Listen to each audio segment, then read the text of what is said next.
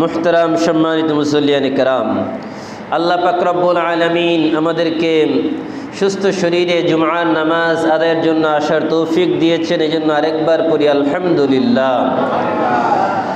সম্মানিত প্রিয় উপস্থিতি, আল্লাহ পাক রব্বুল আলামিন দুনিয়া সৃষ্টি করেছেন। আল্লাহ পাক রব্বুল আলামিন দুনিয়া সৃষ্টি করার পরে এই দুনিয়াতে আদম আলাইহিস সালাতু ওয়াস সালামকে পাঠিয়েছেন।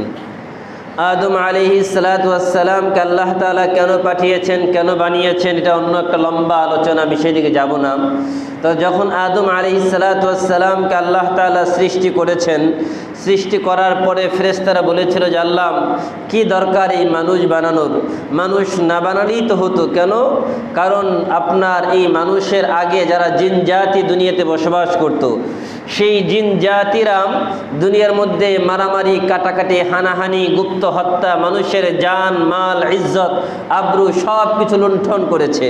তো ফেরেশতারা আল্লাহর কাছে বলল, আল্লাহ আপনি যখন মানুষ সৃষ্টি করবেন, এই মানুষগুলো যদি একই কাজ করে দুনিয়ার মধ্যে, যেই কাজ জিনেরা করেছিল, জিনেরা কি করেছিল?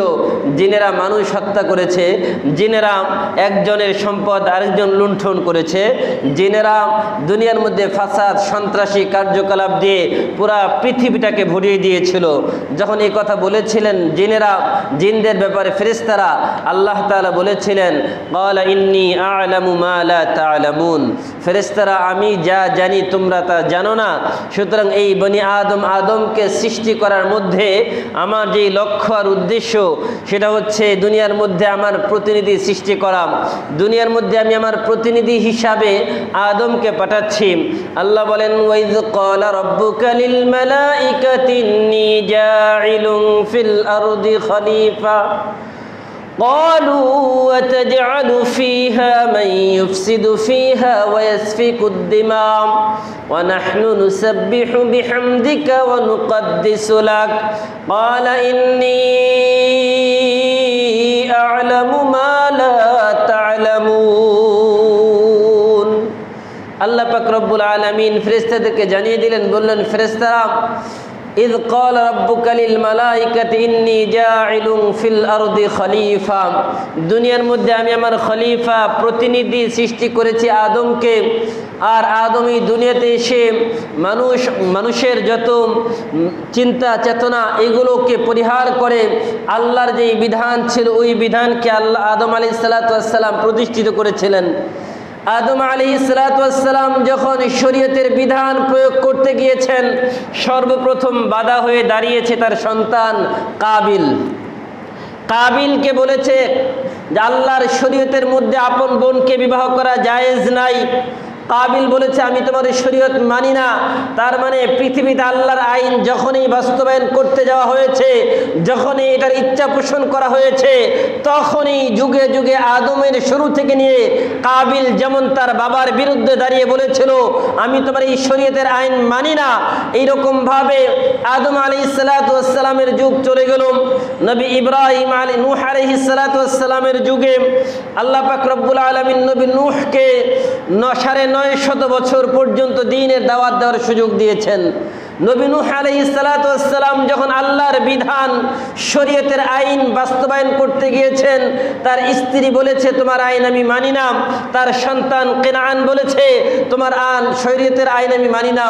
নবী নূহ আলাইহিস সালাতু ওয়াস সালামের পরে নবী ইব্রাহিম আলাইহিস সালাতু ওয়াস সালাম যখন আল্লাহর শরীয়তের আইন বাস্তবায়ন করতে গিয়েছেন, তখন নবী ইব্রাহিম আলাইহিস সালাতু ওয়াস সালামকে তার বাবা আজর বলেছিল তোমার শরীয়তের আইন আমি মানি না।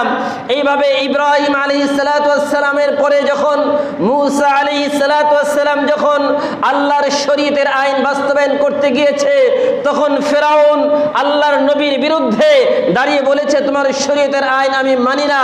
আল্লাহ পাক রব্বুল আলামিন নবী মূসা আলাইহিস সালাতু ওয়াস সালামের পরে এইভাবে যুগে যুগে ঈসা আলাইহিস সালাতু ওয়াস সালামকে যখন পাঠিয়েছেন, তখনও ঈসা আলাইহিস সালাতু ওয়াস সালামের যুগের লোকেরা বলেছিল ঈসা তোমার খোদার আইন আমরা মানি না। এরপরে আল্লাহ পাক রব্বুল আলামিন ঈসা আলাইহিস সালাতু ওয়াস সালাম থেকে নিয়ে নবী মুহাম্মদুর রাসূলুল্লাহ সাল্লাল্লাহু আলাইহি ওয়াসাল্লাম পর্যন্ত এই এই 550 বছর পর্যন্ত কোনো নবী দুনিয়াতে পাঠান নাই।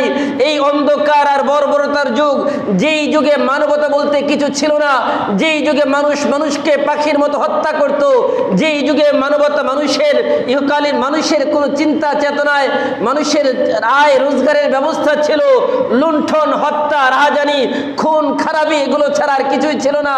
যেই যুগের মূল আয়ের ব্যবস্থা ছিল জুয়া, যেই যুগের মূল আয়ের ব্যবস্থা ছিল মানুষের মাল আত্মসাৎ করা, ওই অন্ধকার আর বর্বরতার যুগটাকে বলা হয় আইয়ামে জাহিলিয়াত। ওই জাহিলিয়াতের যুগে এমন বর্বর রচিত ছিল, যেই যুগে কোনো নারীর সম্মান ছিল না। নারীদেরকে বাজারে পণ্য হিসেবে বিক্রি করা হতো। বাজারে পণ্য হিসেবে তোলার পরে ওই নারীকে মানুষ দেখে দেখে বেছে বেছে নিয়ে যেত, যার যাকে পছন্দ হতো। আবার যখন পছন্দ হতো না, তাদেরকে টিস্যুর মধ্যে ছুঁড়ে ফেলে দিত। এমন একটা বর্বরতার যুগ ছিল। ওই বর্বরতার যুগের পরে আল্লাহ পাক রব্বুল আলামিন এই গোটা পৃথিবীটাকে সংস্কার করার জন্য, গোটা পৃথিবীর মানুষের আমানতকে রক্ষা করার জন্য, গোটা পৃথিবীর মানুষের অধিকার রক্ষা করার জন্য আল্লাহ পাক রব্বুল আলামিন নবী মুসা আলাইহিস সালাতু ওয়াস সালামকে বাদ দিয়ে আল্লাহ তাআলা ঈসা আলাইহিস সালামকে তাদের নবুয়তি শেষ করে আল্লাহ তাআলা সাইয়্যিদুল মুরসালিন রাহমাতুল লিল আলামিন শাফিউল মুজনিবিন মুহাম্মদুর রাসূলুল্লাহ সাল্লাল্লাহু আলাইহি সাল্লামকে পাঠিয়েছেন। নবী মুহাম্মদুর রাসূলুল্লাহ সাল্লাল্লাহু আলাইহি সাল্লাম দুনিয়াতে আগমন করেছেন। আল্লাহ পাক রব্বুল আলামিনের হাবিব যখন দুনিয়াতে এসেছেন, নবী আলাইহিস সালাতু ওয়াস সালামের দুনিয়াতে আগমনের সাথে সাথেই ফেরাউনের কবল যা ছিল সব ধ্বংস হয়ে গেছে। পারস্যের যে 700 বছর থেকে 1000 বছর থেকে যে অগ্নি পূজা করতেছিল, যে আগুন শিখা প্রজ্বলন কেন্দ্র যেটা ছিল, যেখানে আগুন দাও দাও করে জ্বলত 1000 বছর থেকে, সেই আগুন ধপ করে নিভে গিয়েছে। সমস্ত সাগরের পানি শুকিয়ে গিয়েছে। তাদের যেই রাজমহল ছিল, ওই রাজ সিংহাসন থেকে রাজমহলের সিঁড়িগুলো কাঁপতে কাঁপতে ভেঙে চুরমার হয়ে পড়ে গেছে। তারা চিন্তা করলো কি ব্যাপার, কোনো ঘূর্ণিঝড় নাই, সুনামি নাই, আইলা নাই, কোনো কিচ্ছু নাই, এরপরে আমাদের রাজমহল ভাঙলো কিভাবে? আমাদের এই অগ্নিশিখা এটা 1000 বছর ধরে জ্বলছে, এটা নিভলো কেন? তার মানে আল্লাহর পক্ষ থেকে সংবাদ দেওয়া হয়ে গেছে, নবী মুহাম্মদুর রাসূলুল্লাহ দুনিয়াতে আগমন করেছেন, আর বাতিল টিকতে পারবে না। কুল জাআল হাক্কু ওয়া যাহাকাল বাতিল, সত্য সমাগত, মিথ্যা উপস্থিত। যখন নবী মুহাম্মদুর রাসূলুল্লাহ সত্য নিয়ে আগমন করেছেন, দুনিয়ার যত বাতিল ছিল সব বাতিলগুলো এখন থেকে নিশ্চিহ্ন হয়ে যাবে, আল্লাহর ঘোষণা হয়ে গেল। নবী মুহাম্মদুর রাসূলুল্লাহ মক্কায় দ্বীনের দাওয়াত দিলেন। দাওয়াত দিতে গিয়ে অনেক অত্যাচার নির্যাতনের শিকার হয়েছেন। 13টা বছর জুলুমের শিকার হয়েছেন। 13টা বছর মানুষের নির্যাতনের শিকার হয়েছেন। 13টা বছর যেমন মক্কার কাফেররা নির্যাতন করেছে, তেমনি ভাবে মক্কার মুশরিক যারা অগ্নি পূজা করে তারাও নির্যাতন করেছে। যেমনি ভাবে অগ্নি পূজকরা নির্যাতন করেছে, তেমনি ভাবে নবী মুহাম্মদুর রাসূলুল্লাহকে খ্রিস্টানরাও নির্যাতন করেছে, ইহুদিরাও নির্যাতন করেছে। নির্যাতনের উপর নির্যাতনের এইরকম স্টিল রোলার যখন আল্লাহর নবীর উপরে চলেছে, ওই সময় আল্লাহ পাক রব্বুল আলামিনের পক্ষ থেকে নবীকে বলা হলো, নবী আপনি মক্কা ছেড়ে মদিনায় হিজরত করুন। নবী মুহাম্মদুর রাসূলুল্লাহ মক্কা ছেড়ে মদিনায় হিজরত করলেন। হিজরত করার পরের ইতিহাস আল্লাহ পাক রব্বুল আলামিন অল্প মাত্র শুধু 10 বছরের ইতিহাস। ওই 10 বছরে আল্লাহ পাক রব্বুল আলামিন গোটা পৃথিবীর মধ্যে ইসলাম ছড়িয়ে দেওয়ার ব্যবস্থা করলেন। আল্লাহর হাবিব সাল্লাল্লাহু আলাইহি ওয়াসাল্লাম মদিনায় গেলেন। মদিনায় গিয়ে সেখানে নানান ষড়যন্ত্রের তিনি মোকাবেলা করলেন। সেখানে হাজারো ষড়যন্ত্র চলল নবীকে নিয়ে, কিন্তু আল্লাহর পক্ষ থেকে বলা হলো, নবী সব ষড়যন্ত্র আল্লাহ তাআলা খতম করে দিবেন। ওয়ামাকারু ওয়ামাকারাল্লাহ ওয়াল্লাহু খায়রুল মাকিরিন। আল্লাহর নবীকে আল্লাহ তাআলা জানিয়ে দিলেন, নবী যেমনি ভাবে আদমের সন্তান আদমের বিরোধিতা করে টিকতে পারে নাই, যেমনি ভাবে কারুন যেমন মূসা আলাইহিস সালামের বিরোধিতা করে টিকতে পারে নাই, যেমনি ভাবে নূহ আলাইহিস সালামের সন্তান স্ত্রীরা নবী নূহ আলাইহিস সালামের বিরোধিতা করে টিকতে পারে নাই, ধ্বংস হয়ে গেছে। তেমনি ভাবে নবী ইব্রাহিম আলাইহিস সালামের যুগে নমরুদ যেমনি ভাবে মূসা আলাইহিস সালামকে আগুনে ফেলে দিয়েছে, আল্লাহর পক্ষ থেকে নবী ইব্রাহিম আলাইহিস সালামের জন্য ওই আগুনটাকে আল্লাহ ফুলের বাগান বানিয়ে দিয়েছেন। আমরা এই কথা এই জন্যই বলছি যে আল্লাহ তাআলা যুগে যুগে যত জালেম আছে, ওই ওই জালেমের ইতিহাস এক পক্ষে রাখেন, আর ন্যায় আর ইনসাফের ইতিহাস আরেক পক্ষে রাখেন। ন্যায় আর ইনসাফ যদিও একটু দুর্বল হয়, সাময়িকভাবে দেখতে একটু দুর্বল মনে হয়, কিন্তু যখন ন্যায় আর ইনসাফ প্রতিষ্ঠিত হয় তখন জালেমরা পালাতে বাধ্য হয়, ঠিক কিনা? যুগে যুগে ইতিহাস, নমরুদ যেমনি ভাবে মূসা আলাইহিস সালামের সাথে কুলিয়ে উঠতে পারে নাই। নমরুদ ভেবেছিল পৃথিবীতে 4 জন বাদশা ছিল যারা পুরো পৃথিবীর রাজত্ব করেছে, 4 জন।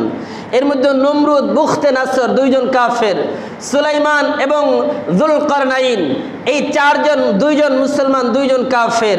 তো আল্লাহ পাক রব্বুল আলামিন নমরুদকে আল্লাহ তাআলা এমন ভাবে ধ্বংস করেছেন, করে পুরো পৃথিবীর যত কাফের আছে এদেরকে মেসেজ দেওয়া হয়েছে, খবরদার নবী মূসা আলাইহিস সালামের কিছুই নাই, নবী ইব্রাহিম আলাইহিস সালামের রাজ শক্তি নাই। তার মানে এটা ভাবার সুযোগ নাই যে রাজ ক্ষমতা থাকলেই সারা জীবন ক্ষমতায় টিকে যাব, এটা ভাবার কোনো সুযোগ আছে? কোনো সুযোগ নাই। ক্ষমতায় বসার পরে এক একজন মনে করে যে এই ক্ষমতা মনে হয় নিজের জন্য, সারা জীবনের জন্য বসে পড়েছি। কিন্তু এই ক্ষমতার মালিক কে বলেন তো সবাই? ক্ষমতার মালিক কে? আল্লাহ বলেন, কুলিল্লাহুম্মা মালিকাল মুলক তুতিল মুলকা মান তাশা ওয়া তানজিউল মুলকা মিম্মান তাশা وتعز من تشاء وتذل من تشاء بيدك الخير إنك على كل شيء قدير। আল্লাহ বলেন, নবী আপনি বলুন, আল্লাহুম্মা মালিকাল মুলক, হে আল্লাহ আপনি হচ্ছেন পুরা পৃথিবীর রাজত্বের মালিক। আপনি তুতিল মুলকা মান তাশা, আপনি যাকে ইচ্ছা তাকে আপনি ক্ষমতা দান করেন। ওয়াতানজিউল মুলকা মিম্মান তাশা, এবং যার কাছ থেকে ইচ্ছা আপনি ক্ষমতা ছিনিয়েও নেন। অতুইজ্জু মান তাশা, আপনি যাকে ইচ্ছা সম্মান দান করেন। অতুযিল্লু মান তাশা, আর আপনি যাকে ইচ্ছা আবার তাকে লাঞ্ছিতও করেন। ইন বিয়াদিকাল খায়র, সকল কল্যাণ আপনার হাতেই। ইন্নাকা আলা কুল্লি শাইইন কাদির, নিশ্চয়ই আপনি সকল ক্ষমতার উৎস, সকল ক্ষমতার মালিক। আমি আপনাদেরকে জিজ্ঞাসা করতে চাই, সকল ক্ষমতার উৎস কে?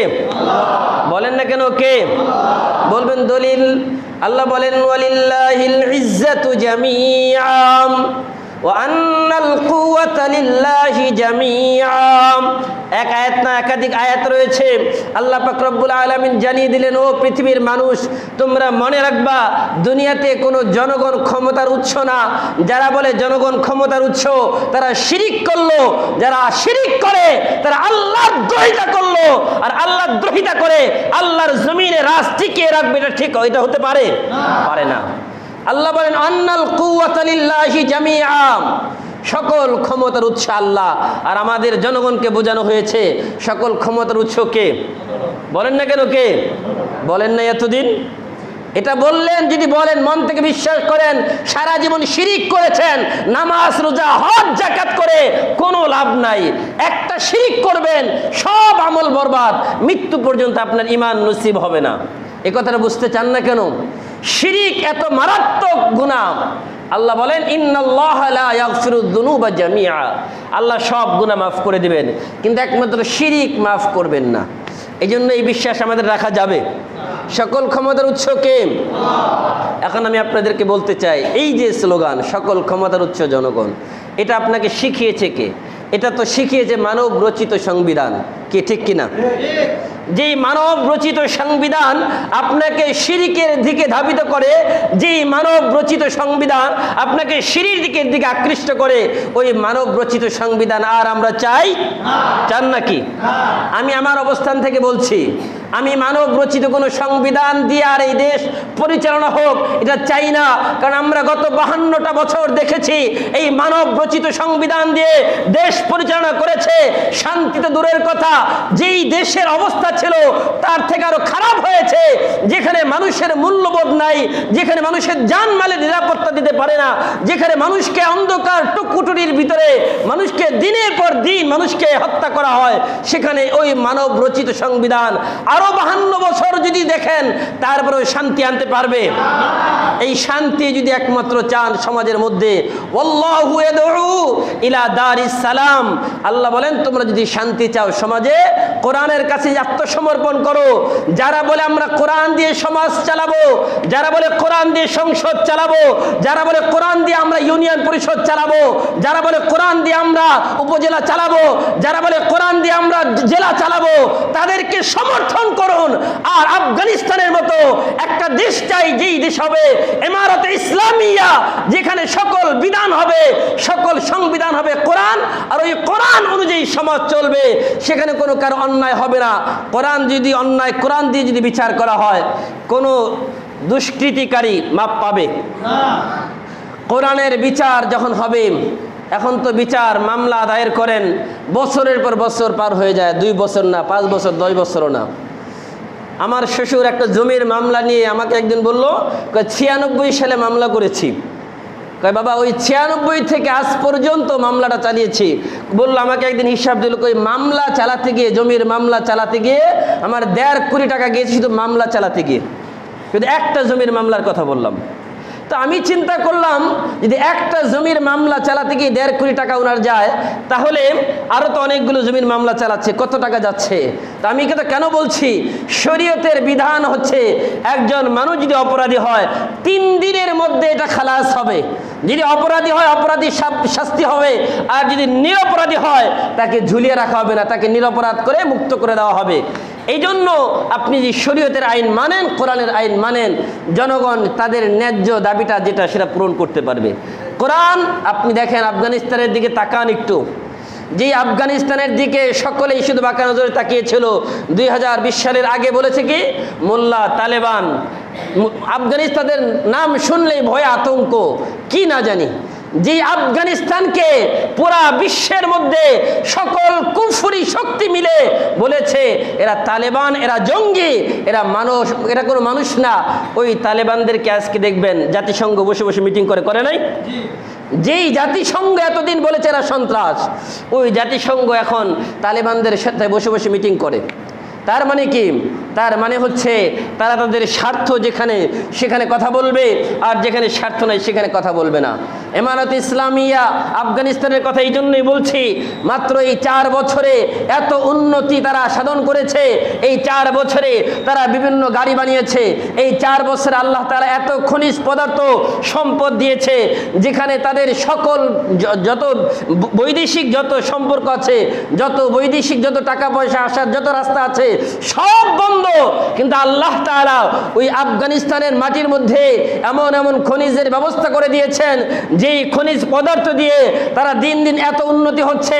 আমাদের শত বিশ্বাস। এবং গত কয়েকদিন আগের একটা নিউজ, আগামী 10 বছর পরে বিশ্বের যে 10টা শীর্ষ দেশ থাকবে, অর্থনৈতিক সমৃদ্ধ দেশ, তার মধ্যে একটা হবে আফগানিস্তান। পরে আলহামদুলিল্লাহ।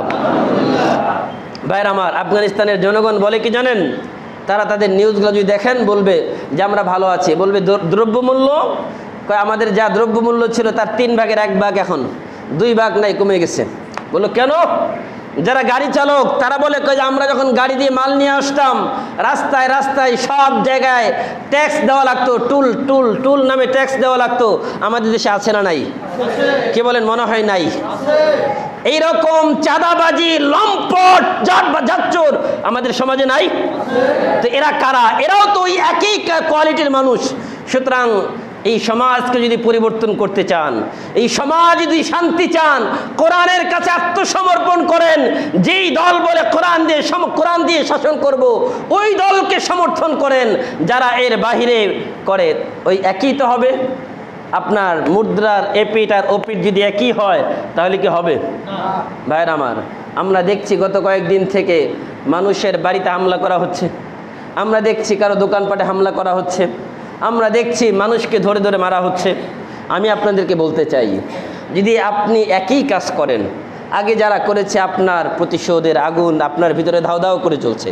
কিন্তু আল্লাহ তাআলা, আল্লাহ রাসূল সাল্লাল্লাহু আলাইহি সাল্লাম যখন তিনি মক্কা ছেড়ে মদিনায় গেলেন, মক্কা ছেড়ে যখন মদিনায় গেলেন, 10 বছর পরে যখন তিনি মক্কায় ফিরে আসলেন, তখন বিজয়ী নায়ক মক্কা তিনি দখল করলেন যুদ্ধ ছাড়া, রক্তপাত হলো না।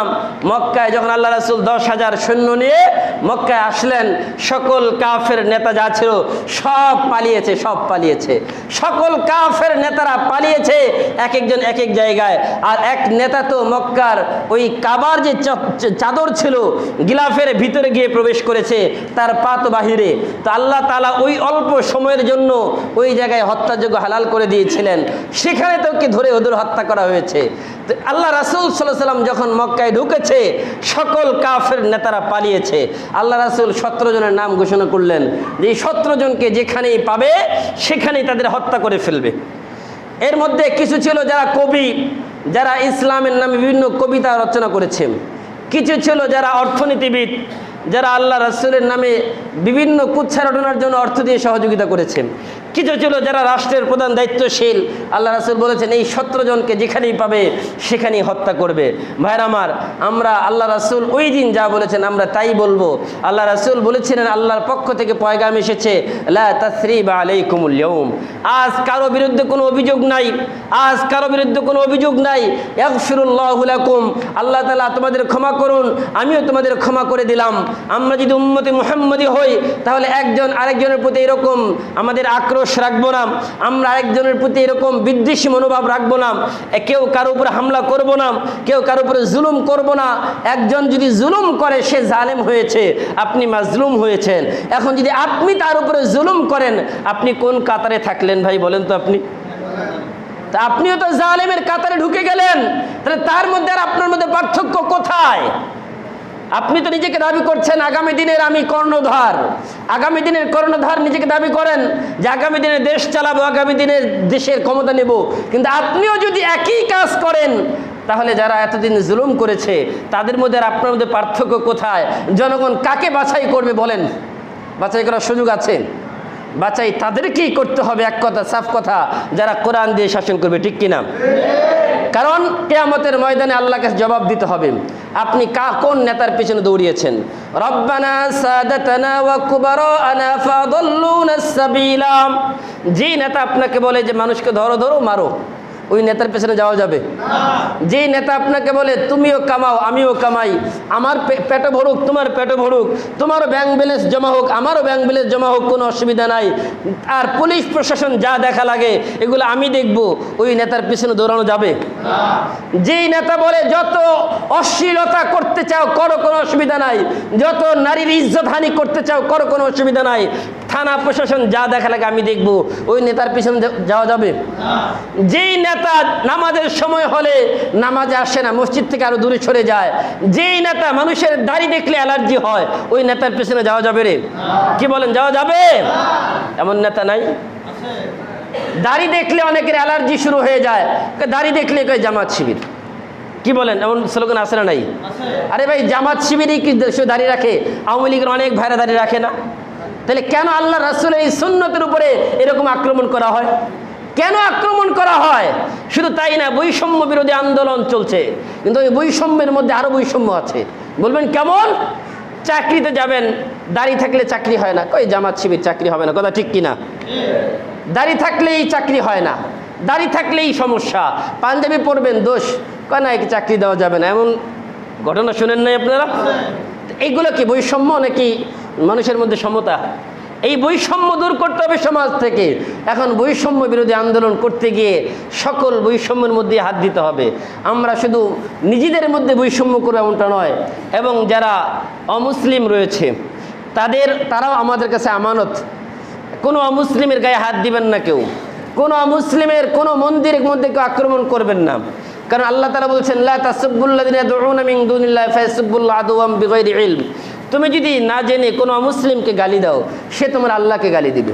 তুমি যদি কারো কোনো মন্দিরে হোক, কারো অন্য কারো উপাসনালয়ে যদি আক্রমণ করো, তাহলে সেও তোমার মসজিদে আক্রমণ করবে। এই যে সম্প্রীতির বাংলাদেশ, এই কথা বলতে চাই আমরা। এই সম্প্রীতির বাংলাদেশের মধ্যে যদি এরকম অসাম্প্রদায়িকতা সৃষ্টি করা হয়, এটা কি মেনে নেওয়া যায়? আর এই অসাম্প্রদায়িকতা কারা করছে? সুযোগ সন্ধানী কিছু মানুষ। গতকালকে একটা নিউজ দেখলাম যে একজন মহিলা বোরকা পরে, হিন্দু মহিলা বোরকা পরে মন্দির আগুন দিতে গিয়ে ধরা পড়েছে। দেখেন না এই নিউজ? এই যে নিজেরা মন্দিরের মধ্যে আগুন দিচ্ছে আর বলছে মুসলমানরা মন্দিরে আগুন দিচ্ছে, তার মানে বিশ্বের তারা নজর কাড়ার চেষ্টা করছে যে এই দেশের মধ্যে মানবতা বলতে কিছু নাই। এই জন্য আমরা আমাদের দায়িত্ব পালন করব। প্রতিটা মন্দির যে এলাকায় আছে আমরা পাহারা দিব রাতের বেলা জেগে জেগে, যাতে করে কোনো মন্দিরে আক্রমণ হতে পারে না। যদি হয় তাহলে দোষটা আমাদের কারে আসবে? ভাইরা আমার, এই জন্য মনে রাখবেন, আগামী দিনে যারা ক্ষমতায় আসুক, আমরা চাই এমন কেউ ক্ষমতায় আমাদের উপরে আসুক যারা কোরআন দিয়ে দেশ চালাবে। কি বলেন, ঠিক কিনা? নাকি আবার ওই একই গর্তে পড়তে চান? হাদিসের মধ্যে এসেছে লা ইউলদাগুল মুমিনু মিন হুজরিউ ওয়ালা মাররাতাইন, মুমিন এক গর্তে দুইবার পা দেয় না। বলেন, এক গর্তে দুইবার পা দেওয়া যাবে? এটা আল্লাহ রাসূল বলেন যে যারা মুমিন, আল মুমিনু গিররুন কারীম আল ফাজিরু খাব্বুন লাঈম, যারা মুমিন তারা খুব সহজ সরল হয়, তারা খুব ধূর্ত চালাক হয় না। আর যারা দুশ্চরিত্র, যারা পাপাচারকারী, তারা হয় ধূর্ত, তারা হয় বাকপটু। আল্লাহ রাসূল এক হাদিসের মধ্যে বলেন যারা মুনাফিক তারা সব থেকে বাকপটু, তাদের সাথে কথাই পারা যায় না। এই জন্য মুমিনরা তো সাদা সিধা হয়, তারা একদম সহজ সরল হয়, তাদের জীবনটাও সহজ সরল। এই জন্য তবে মুমিন কখনো ধোঁকা খায় না এবং ধোঁকা দেয়ও না। বলেন, মুমিন কখনো কি করে না?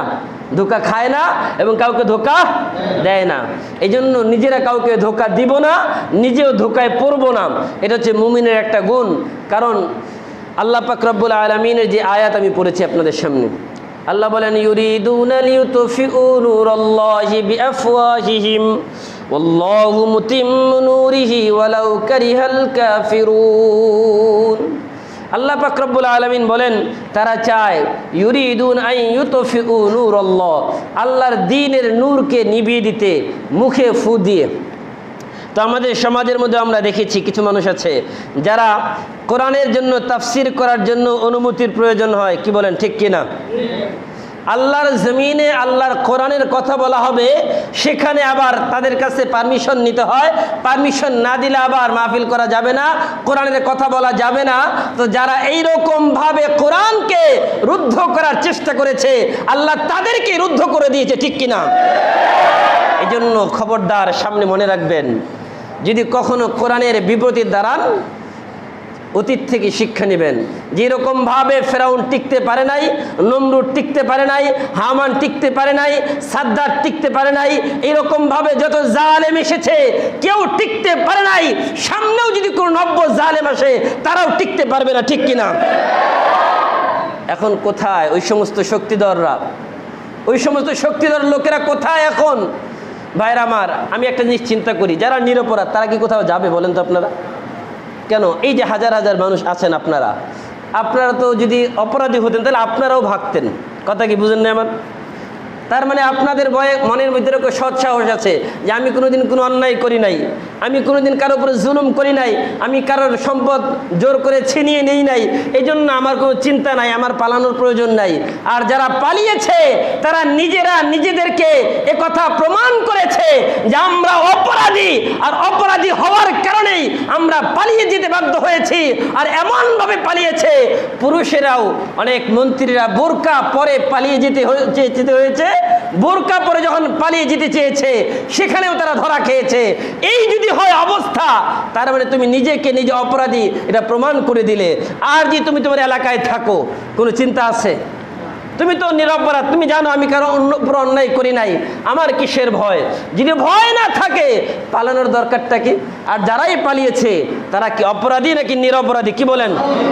এটা কি আমার কথা নাকি তাদের কথাই? তারা এটা প্রমাণ করে দিয়েছে।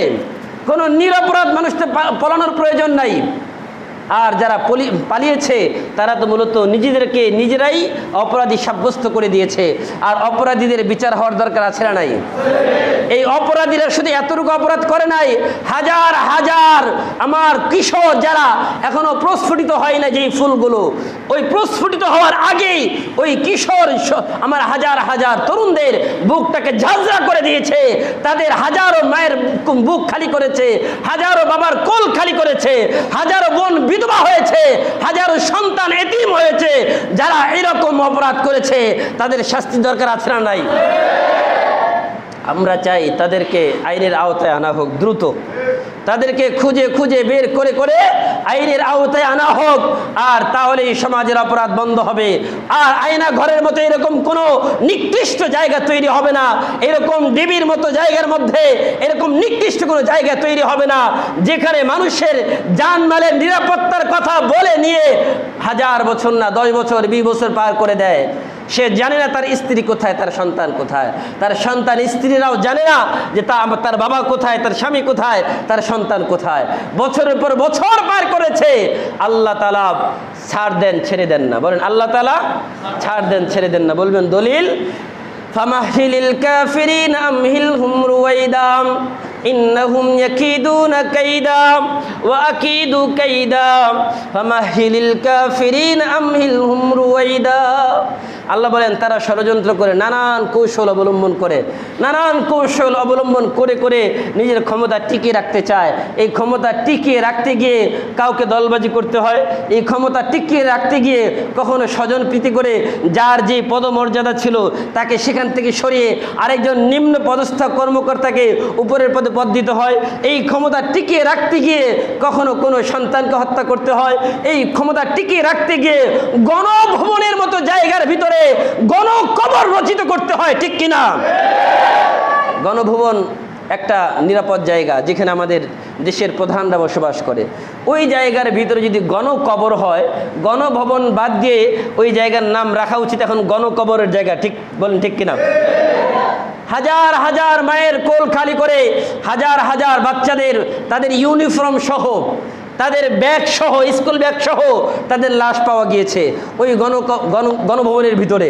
তো আমার কথা হচ্ছে, এই যে এত সিকিউরিটির ভিতরে, এত সুন্দর বাউন্ডারির ভিতরে, এত একটা নির্জন জায়গায় যেখানে দেশের সর্বপ্রধানরা থাকে, ওই জায়গায় যদি দেশের মানুষকে হত্যা করে করে নির্বিচারে তাদের পরিচয়টাকে গোপন করে তার ভিতরে রেখে দেওয়া হয়, তাদের কাছে কি দেশ নিরাপদ? বলেন না, তাদেরকে দেশ নিরাপদ? আর যাদের কাছে দেশ নিরাপদ না, দ্বিতীয়বার তাদের কাছে ফিরে যাওয়া সম্ভব? লা ইউলদাগুল মুমিনু মিন হুজরি ওয়ালা মাররাতাইন। মুমিন এক গর্তে 2 বার পা দেয়? দিবেন নাকি? মুমিনের কাজ এক গর্তে 2 বার পা না দেওয়া। আপনার আমার কাজ হবে, যদি আমরা সমাজে শান্তি চাই, সমাজে যদি শৃঙ্খলা চাই, আমাদের কাজ কি হবে? আমাদের কাজ হবে সমাজটাকে গড়া। আমি শুরুতে একটা কথা বলেছিলাম, আল্লাহ বলেছেন যে আমি আদমকে আমার প্রতিনিধি বানিয়েছি, আদমকে আমার খলিফা বানিয়েছি। খলিফার আপনারা সহজ অর্থ আগের দিনে যারা তারা বলতে পারবেন, যারা যে কাপড় কাটে, যারা কাপড় সেলাই করে, দর্জি, এই দর্জিকে আগে কিন্তু খলিফা বলা হতো না? আপনারা কি কখনো চিন্তা করেছেন আচ্ছা দর্জিকে খলিফা কেন বলা হয়? আমি চিন্তা করে এটার সাথে একটা সামঞ্জস্যতা পেয়েছি যে আমার কথা হচ্ছে, দর্জির কাজ কি? এই খলিফার কাজ হচ্ছে তার কাছে একটা নতুন কাপড় নিয়ে যাওয়া হয়। এই নতুন কাপড় নিয়ে যাওয়ার পরে এই কাপড়টাকে খলিফা মাপ দিয়ে টুকরা টুকরা করে করে বিভিন্ন জায়গায় জয়েন দেয়, ঠিক কিনা? জয়েন দেওয়ার পরে এটা একটা সুন্দর কাপড় হয়, একটা পরার উপযুক্ত পাঞ্জাবি হয়, একটা জামা হয়, একটা শার্ট হয়, একটা প্যান্ট হয়। এরপরে এটা পরতে পারে। আর যদি আপনি বলেন যে না, খলিফাকে আপনি বলেন খবরদার, আমার এত সুন্দর কাপড়টা কাটা যাবে না, কাটা ছাড়া আমাকে জামা বানিয়ে দাও, সম্ভব? বলেন না কেন সম্ভব? তো আমিও চিন্তা করলাম যে আচ্ছা আল্লাহ তাআলা মানুষকে কেন খলিফা বললেন? খলিফা বলার একটাই কারণ, এই সমাজের কোথাও রয়েছে দেখা যায় সুদের কারবার, এই সমাজের কোথাও রয়েছে দেখা যায় ঘুষের কারবার, এই সমাজের কোথাও রয়েছে দুর্নীতির কারবার, এই সমাজের কোথাও রয়েছে বৈষম্য বিরোধী হাজারো কাজ, এই সমাজের কোথাও রয়েছে দেখা যায় মানুষের মান ইজ্জত হানির কাজ, এই সমাজের বিভিন্ন জায়গায় বিভিন্ন অসম্যতা। আর এই রকম আল্লাহর পাকের পক্ষ থেকে যেটা বলা হয়েছে, এইরকম হাজারো বৈষম্য থাকার কারণে আল্লাহ তাআলা জানিয়ে দিলেন যে তোমাদের কাজ হবে এই সমাজ থেকে ভেঙ্গে চুরমার করে আরেকটা নতুন সমাজ গড়ো। আর ওই নতুন সমাজ গড়তে গেলে তোমাদের এই কোরআন প্রয়োজন। এই কোরআন দিয়ে যদি সমাজ গড়তে পারো, তাহলে ওই আগের যেই সমাজ ছিল ওই সমাজটাকে একবারে ধুয়ে মুছে পরিষ্কার হয়ে যাবে।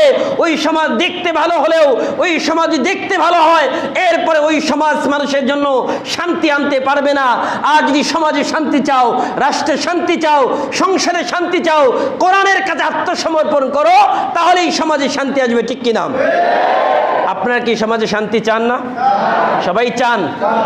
সামনে এমন কাউকে নির্বাচিত করবেন যারা কোরআনের পক্ষে থাকবে, বলেন ঠিক কিনা? মনে থাকবে তো ইনশাল্লাহ? আমি থাকি আর না থাকি, কথাটা মনে রাখবেন যেখানেই যাবেন মনে রাখবেন যে আপনি যেখানেই যাই আমরা কোরআনের সাথে ছিলাম, আছি, ভবিষ্যতেও থাকবো। বলেন ইনশাআল্লাহ। থাকবেন তো ইনশাআল্লাহ? এই কোরআনের সাথে থাকতে গেলে কিন্তু কখনো কখনো জেলেও যেতে হয় না? হাজারো আলেম ওলামারা জেলে গিয়েছে, যায় নাই? জেলে গেলে আবার কিছু মানুষের অ্যালার্জি হয়, কেউ ভালো হলে কে জেলে যায়?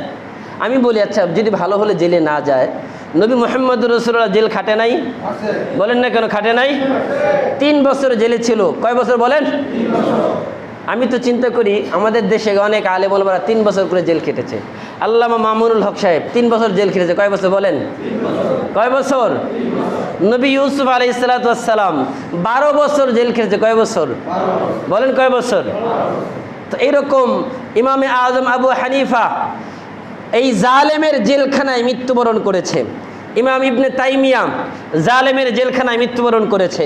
ইমাম মালিক জালেমের জেলখানায় মৃত্যুবরণ করেছে।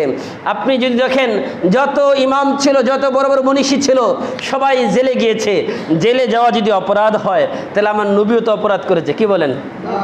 কি বলেন? নবী কি কোনো অপরাধ করে জেলে গিয়েছিল? আল্লামা সাইদি রহমাতুল্লাহ আলাই তিনি কারাগারে শহীদ হয়ে গেলেন, তিনি কি কোনো অপরাধ করেছিলেন? এক পাগল মানিক নামে এক পাগল, যে বিচারকের ব্যাপারে গত কয়েকদিন আগে দেখলাম আমাদের সাবেক বিচারপতি সিনহা, প্রধান বিচারপতি, তিনি বলেছেন যে ওই একজন পাগল উম্মাদ বিচারক সেই একমাত্র সাইদির ফাঁসির পক্ষে রায় দিয়েছিল। এই জন্য আমি প্রধান বিচারপতি হিসাবে তাকে আদালত থেকে বের করে দিয়ে আমি রায় লিখেছি। এই যদি হয় একজন উম্মাদার পাগল বিচারক, ওই বিচারকদের পরিবর্তনের দরকার আছে না নাই? ওই বিচারকের জায়গায়, প্রত্যেকটা জায়গায় এক একজন জাস্টিস এমন হবে যারা কোরআন দিয়ে বিচার করবে। আর ওই কোরআনের বিচার যখন পাবে, সমাজে সাম্যতা আসবে, সমাজের ন্যায় নীতি আসবে, সমাজের মধ্যে শান্তি শৃঙ্খলা আসবে। এছাড়া কোনো বিকল্প রাস্তা আছে? আপনারা চান কিনা বলেন? সবাই চান নাকি মসজিদেই চান, বাইরে গেলে শেষ? এতটুকু? এটা কিন্তু মুনাফিকই হবে। আবার মনে রাখবেন, মসজিদে যা বলছেন আল্লাহকে সাক্ষী রেখে বলছেন। এই জন্য সামনে সময় আসবে, এখন তো অন্তর্বর্তীকালীন সরকার ক্ষমতায় আছে, তারা তাদের ক্ষমতার শেষ করে একটা নির্বাচন দেবে। ওই নির্বাচনে আমরা তাদেরকেই বিজয়ী করব, যাদের ভিতরে কোনো আমরা দেখব এই লোকটার টাকা পয়সা আছে কিনা দেখার দরকার নাই। কি দেখবেন? তার ভিতরে ইলম আছে কিনা। 1 নম্বর, ইমাম হযরত ওমর ইবনুল খাত্তাব রাদিয়াল্লাহু তাআলা আনহু, তাকে বলা হলো আপনি বলেন যে নেতা হওয়ার জন্য কি দরকার? উমর রাদিয়াল্লাহু তাআলা বললেন তাসাওয়াদু ক্বাবলা আন তাআল্লামু, নেতা হওয়ার আগে আগে জ্ঞানী হও। কি বলেন? নেতা হওয়ার আগে জ্ঞানী হও। নিজের নামটা লিখতে পারে না, সে চেয়ারম্যান হয়ে বসে আছে, ঠিক কিনা?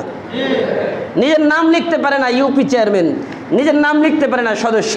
এই যদি হয় অবস্থা, আপনি বলবেন যে ভাই ওই যেই লোকটাকে আপনি সদস্যর জায়গায় বসিয়েছেন, ওই লোকটা কোরআন পড়তে পারে কিনা একদিন জিজ্ঞাসা করেছেন? যদি সে কোরআন নিজে পড়তে না পারে, নিজে যদি কোরআন না বুঝে, তাহলে সে নিজেই তো দুর্নীতি করবে। আপনাকে কি বলবে দুর্নীতি বন্ধের কথা? ভূতের মুখে রাম রাম অবস্থা, তাই না? ভূতের মুখে রাম রাম, যে সে বলবে দুর্নীতি করো না, কারণ সে নিজেই দুর্নীতিগ্রস্ত। সে আপনাকে কিভাবে বলবে? এই জন্য এমন কাউকে বসাবেন ওই জায়গাগুলোর মধ্যে যারা আপনাদের প্রতি ন্যায় বিচার করবে কোরআন দিয়ে। আপনি বলেন মসজিদে যদি কোনো বিচার হয়, কেউ কি মিথ্যা বলবে? আমরা মসজিদগুলোকে বানিয়েছি কি কয় মসজিদ হুজুর দুনিয়াবি কথা বলা যাবে না। আরে দুনিয়াবি কথা বলা যাবে না মানে? আল্লাহ রাসূল এই মেম্বারে বসে বসে বিচার কার্য পরিচালনা করেছেন। এই আল্লাহ রাসূল মদিনার মসজিদে বসে বসে সকল বিচার পরিচালনা করেছেন। আইন আদালত যা ছিল সব মসজিদে ছিল। যত প্রয়োজনীয় কথা সব মসজিদের মধ্যে করেছেন। যত রাষ্ট্রীয় যত কথা, যত ফরমান সব মসজিদে বসে লিখেছেন।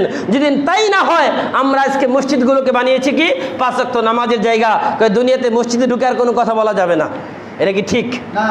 আল্লাহ রাসূলের সুন্নতের সাথে আমাদের সুন্নত কোথায়? এই জন্য ভাইয়ের আমার, এই মসজিদগুলো শুধু 5 ওয়াক্ত নামাজের জন্য বরাদ্দ নয়। এই মসজিদগুলো থেকে এক একটা আওয়াজ আসবে, যে আওয়াজ আপনাদের জন্য রাস্তায় চলার পথে হবে। এই আওয়াজগুলো আপনাদের জন্য চলার পথকে সহজ করে দিবে। এই জন্য আমরা ইনশাআল্লাহ কোরআনের সাথে থাকবো ইনশাআল্লাহ। যারা এই কোরআনের কথা বলবে তাদের পক্ষে থাকবো ইনশাআল্লাহ। সম্মানিত ভাইয়ের আমার, এই জন্য আল্লাহর কাছে আমরা দোয়া করব আল্লাহ যেন মৃত্যু পর্যন্ত আমাদের সকলকে এই কোরআনের সাথে থাকার এবং এই কোরআনের উপর আমল করার তৌফিক দান করে বলেন আমিন। এবং আগামীতে যেন আল্লাহ তাআলা কোরআন দিয়ে সমাজ গড়ার তৌফিক দান করে বলেন আমিন। ওয়া আখিরু দাওয়ানা আলহামদুলিল্লাহি রাব্বিল আলামিন।